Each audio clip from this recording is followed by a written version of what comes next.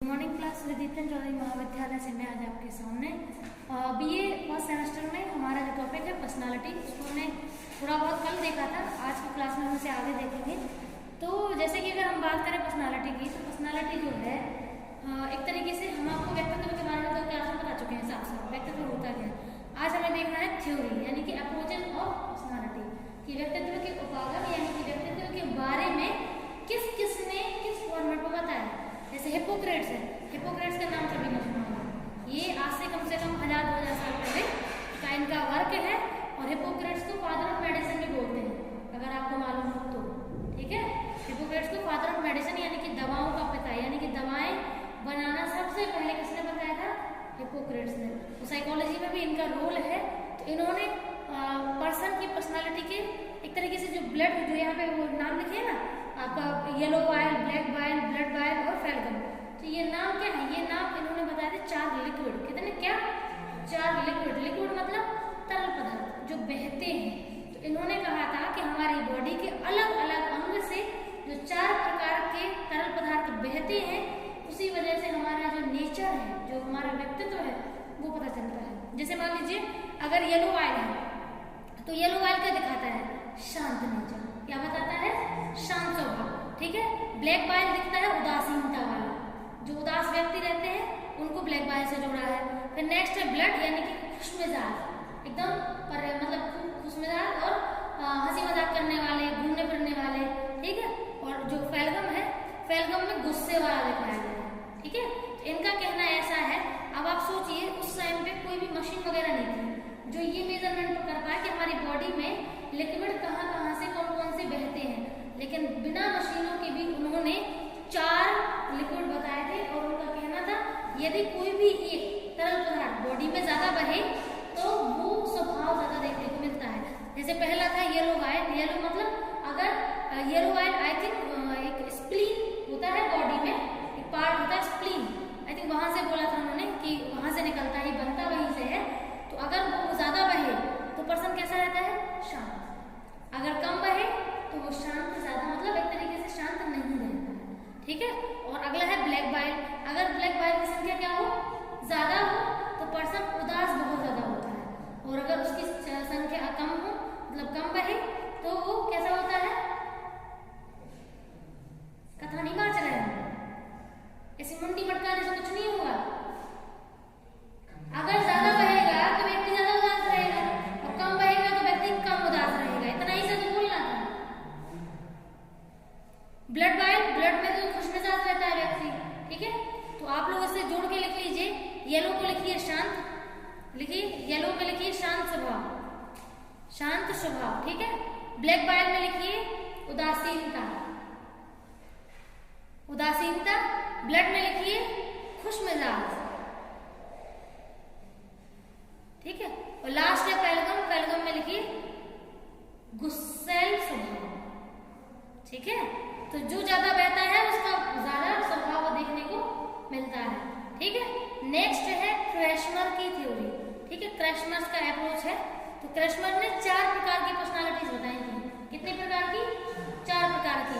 पहला है पिकनिक, दूसरा था एस्थेनिक, तीसरा है एथलेटिक और चौथा है डायस्प्लास्टिक। ठीक है। तो एक एक लाइन लिखो सबके बारे में। पहला लिखो पिकनिक। ठीक है। तो पिकनिक में पिकनिक टाइप के जो लोग होते हैं वो छोटे मोटे, लिखो छोटे मोटे, गोलाकार और खुश मिजाज होते हैं। छोटे मोटे और खुश मिजाज स्वभाव के होते हैं। ठीक है। फिर एस्थेनिक था, तो एस्थेनिक में लिखो ये दुबले पतले लंबे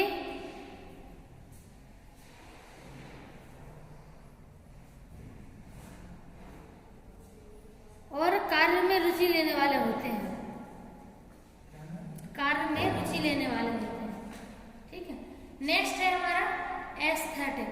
तो एस्थेटिक का कहना था दुबले पतले कार्य में रुचि लेने वाले। ठीक है। और एस्थेटिक वाले को, एथलेटिक कौन होते हैं? एथलीट नाम सुना है? एथलीट नहीं सुना कभी? अरे जो दौड़ते हैं, ये जो रेस में ये जैसे क्या नाम था उनका, अरे वो पंजाबी थे, मिल्खा सिंह, एथलीट ही तो है वो।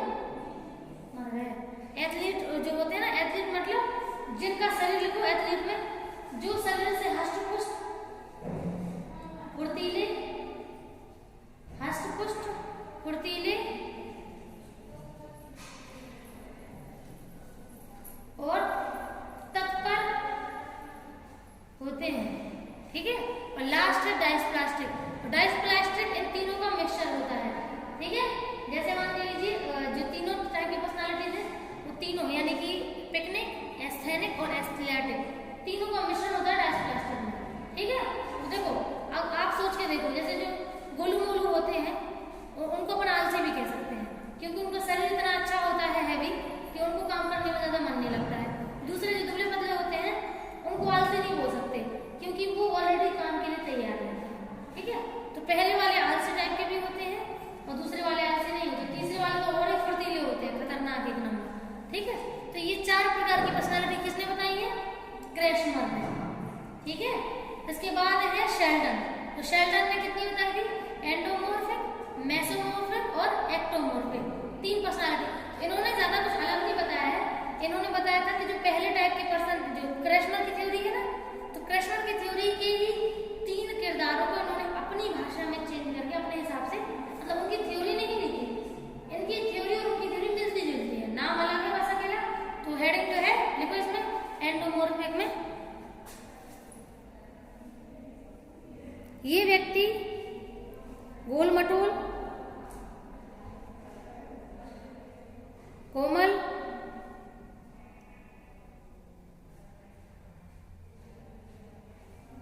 और वजन में भारी होते हैं और जल्दी थक जाते हैं, ये है एंडोमॉर्फिक। नेक्स्ट है मेसोमॉर्फिक। तो मेसोमॉर्फिक में जो अपन का बात होती है, ये बिल्कुल एथलेटिक जैसे होते हैं, ठीक है। इनका इसमें लिखो मेसोमॉर्फिक में, ये गठीले शरीर के,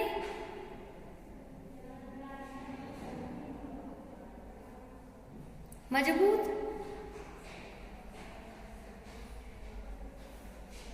और सभी से जल्दी घुलने मिलने वाले होते हैं, ये है मेसोमॉर्फिक, ठीक है। फिर लास्ट है एक्टोमॉर्फिक। एक्टोमॉर्फिक दुबले पतले कमजोर, दुबले पतले कमजोर और